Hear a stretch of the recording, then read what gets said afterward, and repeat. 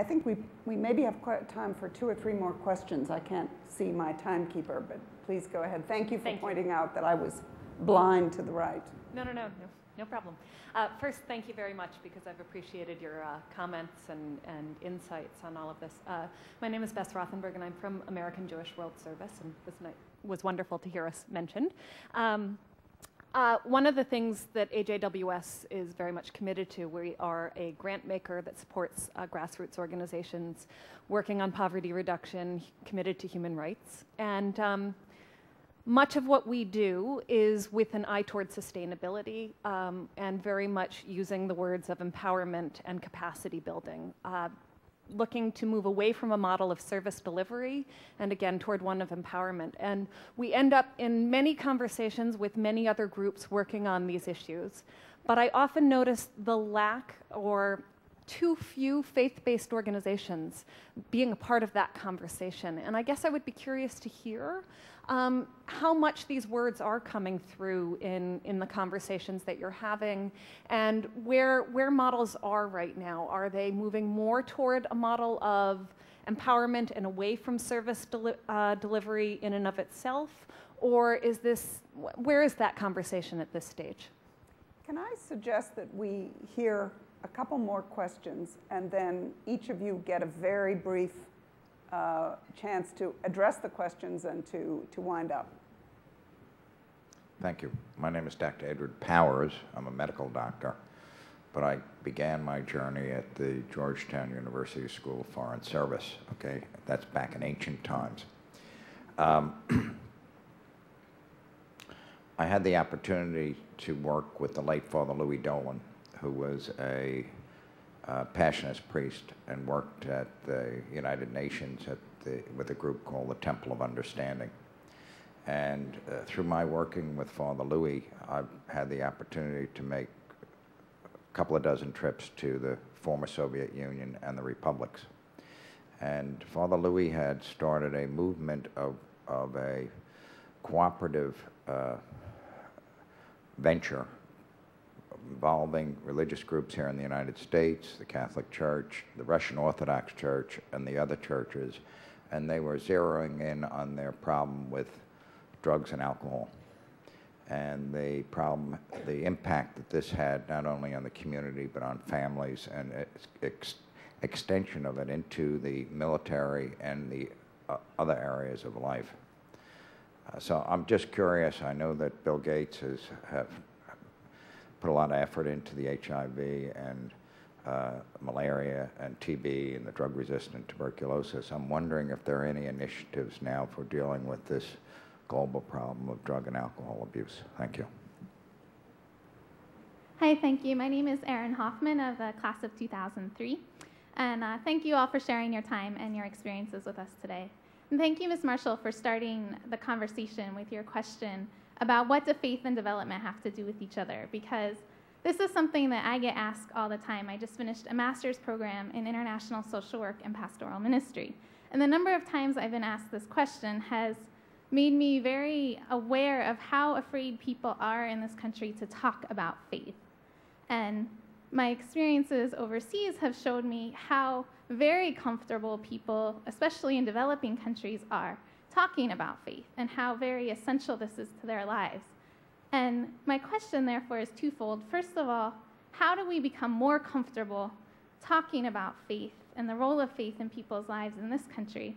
And secondly, how can both secular and faith-based organizations doing international development work utilize the importance of faith as an asset to the lives of people with whom we're working abroad, so that this can be used as a tool for development? I've been told that we have to wind up, so let's go along the road very quickly. Ed, do you want to address any of the questions or have a last I'll comment? just take a crack at the empowerment question. In my opinion, you've heard me talk a lot about public health issues, so I'll stay on that. That with respect to the 3 big killers, the 2 biggest, HIV and malaria, are very much preventable diseases, and can be very much influenced by, I think, social change and empowerment, particularly of women. There's a project in Mali that's a joint project of Harvard University Medical School and some other relief organizations to take women, illiterate women in the community, and train them to be community health workers to work on recognizing the symptoms of malaria and guiding their community group and how to prevent not only when someone has malaria from them getting so severe they'll die, but also to prevent malaria in their household. And that really raises up the status of those women.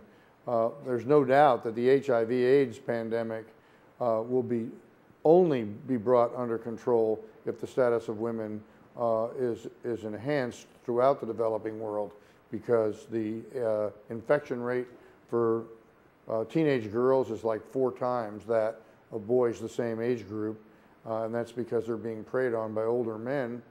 And the abuse of women in the household, and especially and the widow inheritance and those kinds of practices are very much a central issue in the public issue.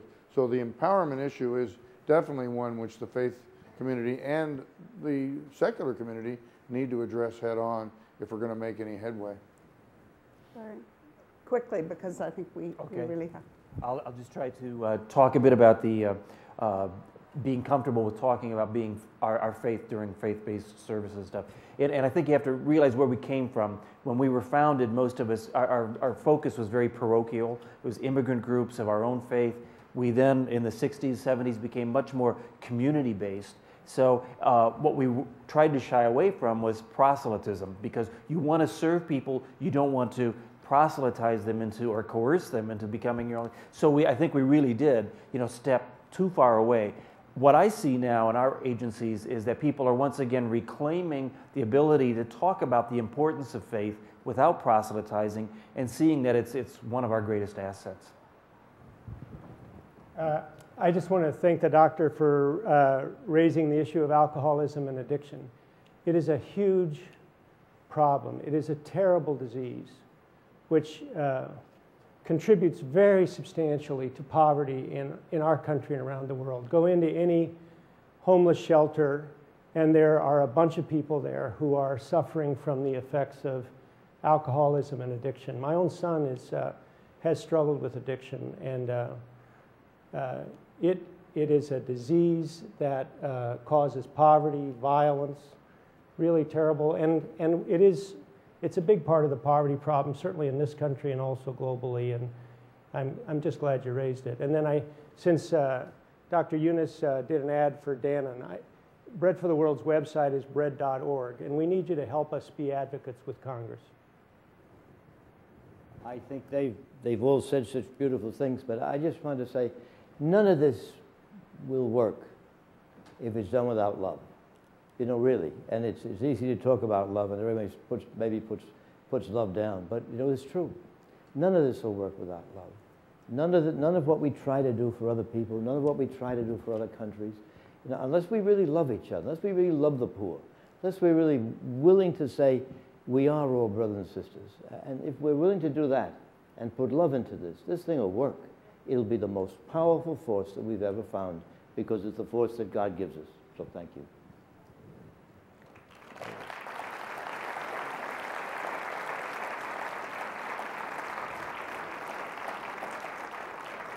That's a wonderful way to close the panel. Thank you all very much, and I hope that we will be able to translate these ideals and these insights and this knowledge into action.